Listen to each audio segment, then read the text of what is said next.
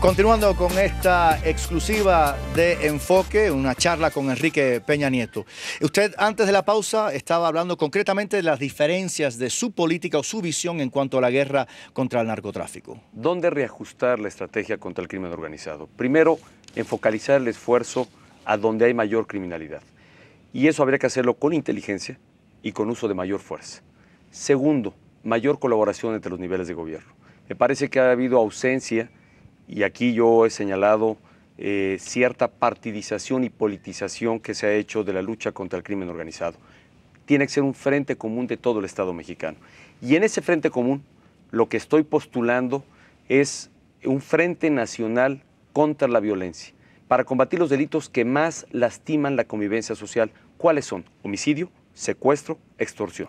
Y permita que lo interrumpa, porque usted en su libro menciona que el 98% de los crímenes en este país salen impunes. Que es nadie correcto, va solamente a la cárcel, 2% de los delitos que se cometen, que llegan a ser denunciados, terminan por tener alguna sentencia condenatoria. La impunidad destruye la confianza. Eso nos debe llevar a una reforma a nuestro sistema judicial, que ciertamente ha probado su ineficacia, y lo que postulo en el libro que tú refieres es justamente lo que el Estado, o lo que debe ser el gran reto y compromiso del Estado, hacer que sea más eficaz para darle mayor credibilidad a nuestra democracia, para acreditarla frente a la sociedad.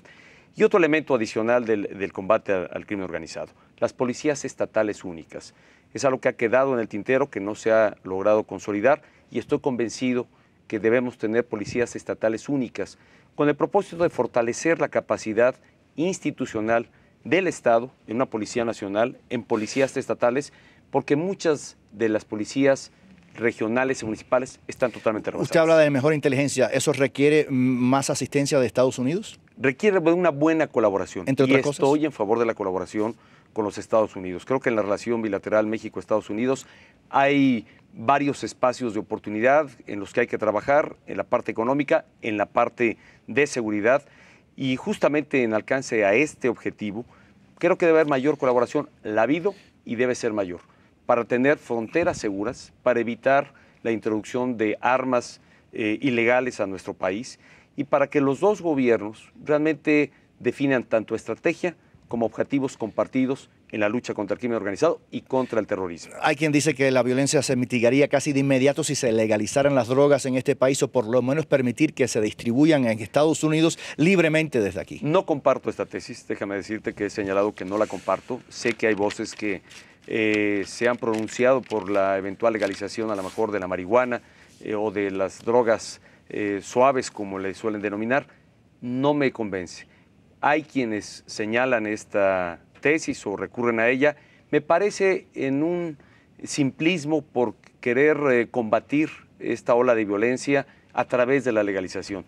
Pero también hay experiencias ya en el mundo donde ha habido esta apertura, que ha habido retrocesos, se han revertido las medidas de apertura y de legalización, porque a la postre han resultado en mayor violencia y en el consumo entre la población, ya no solo de drogas ligeras, sino de drogas de mayores efectos dañinos para la salud. Hablemos economía. Hay quien dice que este país, México, está secuestrado por grupos de empresarios y sindicatos. ¿Es así? Dicen estas personas que eso es lo que no permite el crecimiento económico en este país. Falta un Estado eficaz que determine políticas para que México crezca económicamente y genere los empleos que la población ¿Piensa demanda. que está secuestrado por intereses de empresarios y de sindicatos? Veo una ineficacia en el Estado y en el gobierno para realmente articular políticas que permitan realmente que México crezca económicamente. ¿Qué significa crecer económicamente? Generar empleos. México ha tenido el peor desempeño en su economía de los últimos 80 años. Es verdad. Si lo comparas con otros países de América Latina,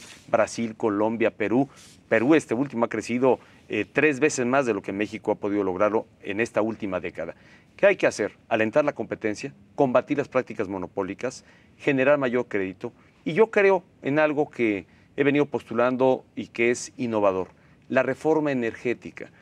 México tiene y el Estado la propiedad de los hidrocarburos que debe mantener, pero debe permitir, para generar mayor infraestructura y mayor inversión en Pemex y con ello lograr una empresa más productiva. Inversión privada. Inversión privada. Internacional. Internacional y nacional, de donde venga, pero que permita hacer de Pemex una empresa más productiva sin que el Estado pierda la propiedad del petróleo y de los hidrocarburos. Usted está proponiendo algo que su partido tradicionalmente, bueno, ha pensado que eso es la peor idea de todas. Sí, pero a partir de que lo ha postulado, el partido la ha respaldado. Y el partido la tiene considerada en la plataforma política que inscribió ante la autoridad electoral. ¿Por qué? Porque esto es lo que ha ocurrido en todo el mundo. Brasil ya lo hizo, Colombia ya lo hizo, solo por hablar de países que lo han hecho en la región. Y creo que si nos mantenemos en esta posición ideológica y partidaria, pues simplemente nos estaremos rezagando. México tiene que volver a crecer, tiene que detonar empleos. Ese es el gran reto. Y además estoy convencido que es el crecimiento económico el gran motor para el desarrollo del país en los próximos años, que nos va a permitir atender de mejor manera el combate al crimen organizado, el combate a la pobreza, que se ha acrecentado en 12 millones más de mexicanos. O sea, casi 50% de los mexicanos viven en la pobreza. 57% de los mexicanos. ¿Qué ha ocurrido en los últimos años? Parecía que está marcado esta última administración por el crimen y por la violencia, pero se olvida que en la pobreza que lamentablemente vive nuestro país, el número de mexicanos en pobreza se ha incrementado a 12 millones más de mexicanos en condición de pobreza. Quiere decir que las políticas no han sido suficientes para contener y para revertir esta situación, y al contrario se ha acrecentado. También ha habido una crisis mundial. El número de pobres en Estados Unidos también incrementó. El número de pobres en España, en el mundo entero, ha aumentado en estos últimos años a raíz de esta crisis global que hemos vivido y que continuamos viviendo. Es correcto. Pero usted habla de romper monopolios, etcétera. Denos un ejemplo de cómo sería usted distinto al pasado. Te lo doy ahora, además déjame decirte, José, precisamente porque tú lo señalas, que hay crisis en varias partes del mundo, en Europa, en Estados Unidos, México tiene que propiciar condiciones propias y estrategias propias para crecer económicamente y generar empleo.